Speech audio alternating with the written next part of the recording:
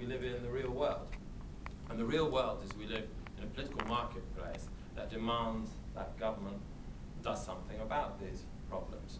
And so we therefore have to think, I think, of ways of stopping these destructive behaviours being so expensive for all of us, as well as poisonous for the people who live with them.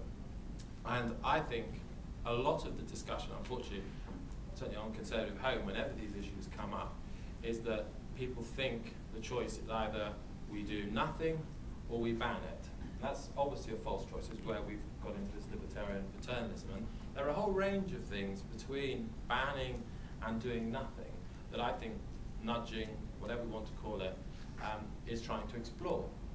And those include things like the bully pulpit, a politician just putting something on the agenda, and tax incentives for certain behaviours or against certain behaviours, funding relationship education, Shane just talking about that, education, using the school system, etc. And this is where I think there is a rich debate to be had, because it isn't enough for us just to say that people have to pick up the consequences themselves, because that is politically untenable. So we have to find a way of managing these problems. Is it clear to you which the behaviours are that you think are dangerous, as it were? I mean, presumably there might be some disputes as to whether certain people think that drinking. I mean, there was an interesting discussion yesterday by the Manifesto Club about drinking in public. Some people were saying drinking is a real problem. Other people were saying, no, I think smoking. You kind of end up with this kind of like long list of things. Which things would you be clear about that are the kind of behaviours? And do you think everybody in the Tory party agrees with that? And do you think, for example, if Labour are in and they nudge, they'll be going for the same kind of problem areas of behaviour?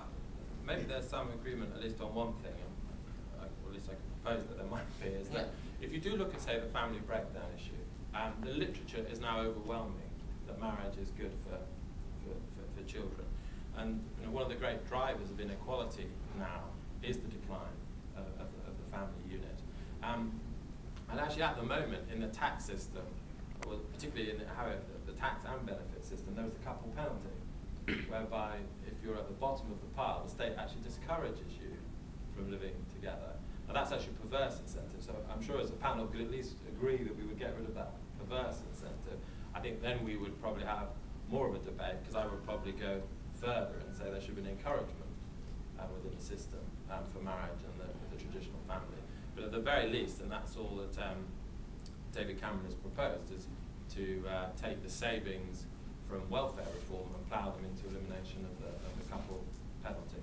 And I think there's probably a lot of things that we can do to just get rid of some of the things, problems like that, before we even need to get into the whole realm of actually choosing to promote stuff. So first rule of government should always be do no harm, and at the moment there's lots of areas where government is doing harm, so at least let's get that out of the way.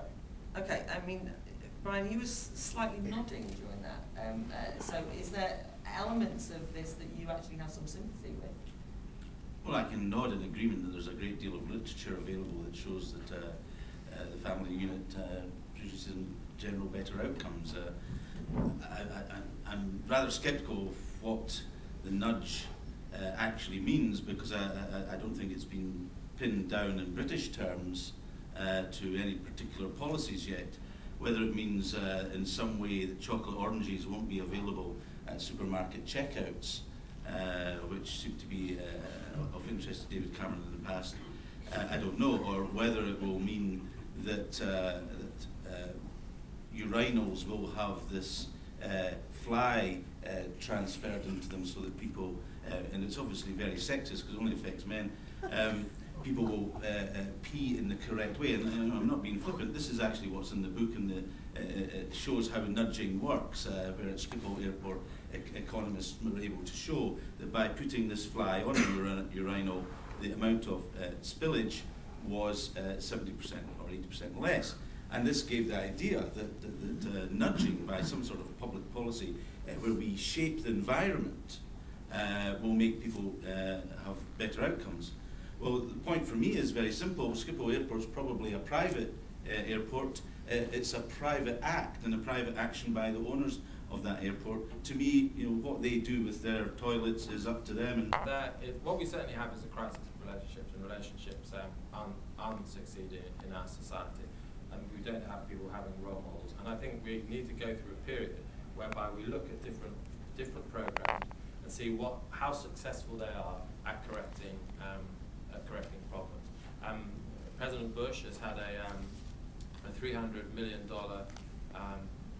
healthy marriages initiative, which probably scares the living daylights out of most people on this panel, but it has actually begun to show that, you know, it stopped relationships that probably shouldn't have started from starting, because people realise they have very different goals and ambitions for their lives, and it, you know, dispensed some wisdom.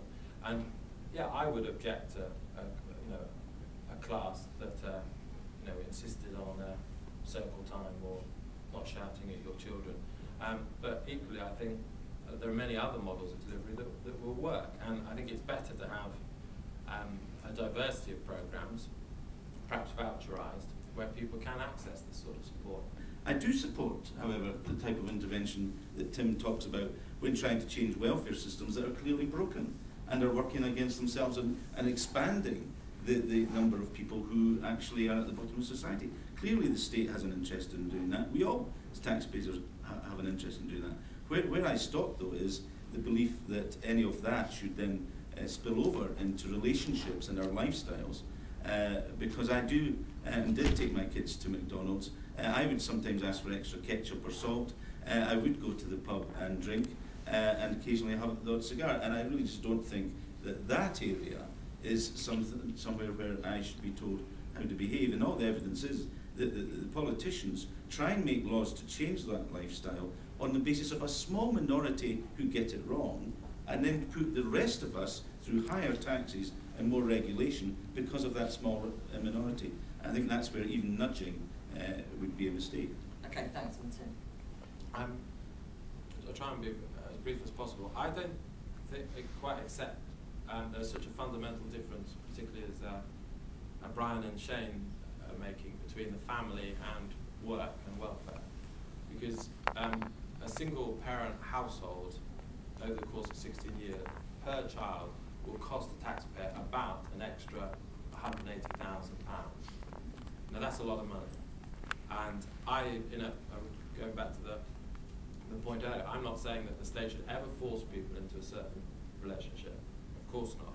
But I think there is a case for the state having some program or some relationship education, whatever, to try and discourage that system from emerging. And I don't want to lecture Shane you on your personal relationship, but that you would be pleased to know. But the empirical evidence, is overwhelming. Cohabitation is much, much less stable than marriage, and that has enormous consequences for children. And that's why I think it's a matter of public debate, but certainly not to be too prescriptive. I don't support all nudging. There was I think the most misused word in the English language is literally. And on Radio 4 recently, they were discussing the Wisconsin welfare program, and they talked about children, the single parents who failed the program literally being pushed off the edge of a cliff. And that's the quality of our public service broadcaster now.